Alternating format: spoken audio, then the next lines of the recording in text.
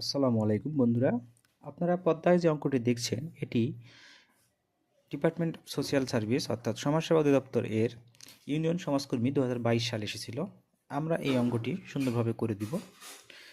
এই অঙ্কটি করলে আপনার পরবর্তীতে এই ধরনের কোনো অঙ্ক আসলে আর সমস্যা হবে না।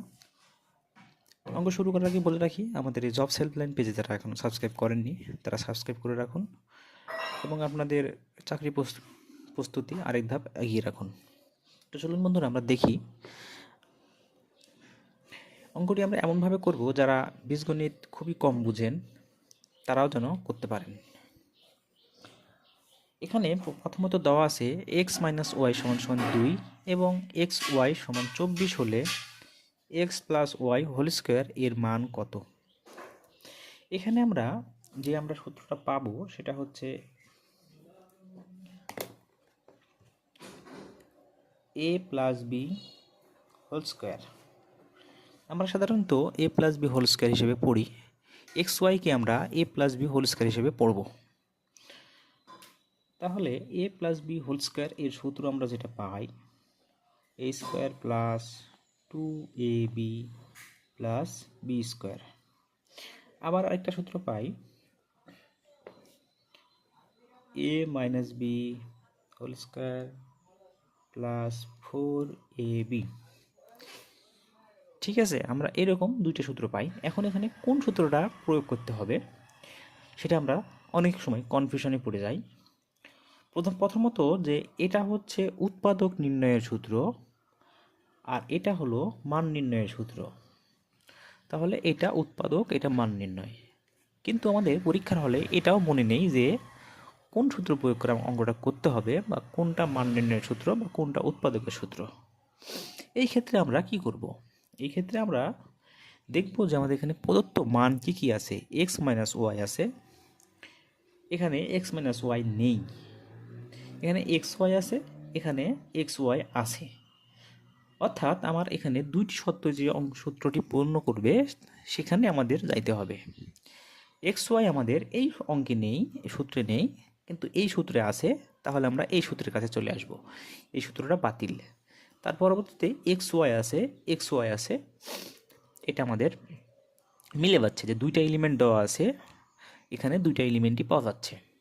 তাহলে আমাদের দেখতে হবে যে যেহেতু এক্স প্লাস ওয়াই হোল স্কোয়ারের দুইটা সূত্রই আমরা জানি, এই দুটো সূত্র প্রয়োগ করে আমরা দেখলাম যে সত্যতা যাচাই করে এটা আমাদের। আমি আবারও বলে রাখছি যে যারা বীজগণিতে একদমই কাঁচা তাদের জন্যই মূলত আমার ভিডিও তৈরি করার চেষ্টা শুরু, তাই আমি বেসিকটা ভেঙে ভেঙে দেখানোর চেষ্টা করব। তাহলে আমরা বুঝলাম যে মান নির্ণয়ের ক্ষেত্রে প্রসিদ্ধ সূত্র এটা এটা হলো উৎপাদকের সূত্র, কিন্তু আমরা সেটা ভুলেই গেছি। তারপরেও আমরা বের করে নিলাম যে আমাদের এই সূত্রটাই মান নির্ণয়ের জন্য প্রয়োগ করতে হবে।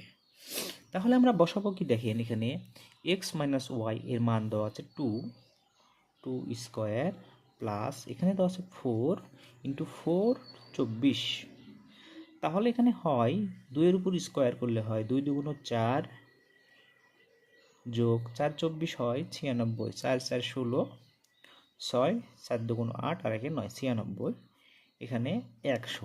এখন এমসিকিউতে দেওয়া আছে যে এক্স প্লাস ওয়াই হোল স্কোয়ারের মান কত, 100। তাহলে আমাদের এটা হয়ে গেল। এখন যদি এই অঙ্কটাতে বলতো যে এক্স প্লাস ওয়াই এর মান কত, তখন আমরা কি করতাম? তখন কি আমরা এটা 100টা উত্তর ভুল করে দিয়ে দিতাম অপশানে থাকলে?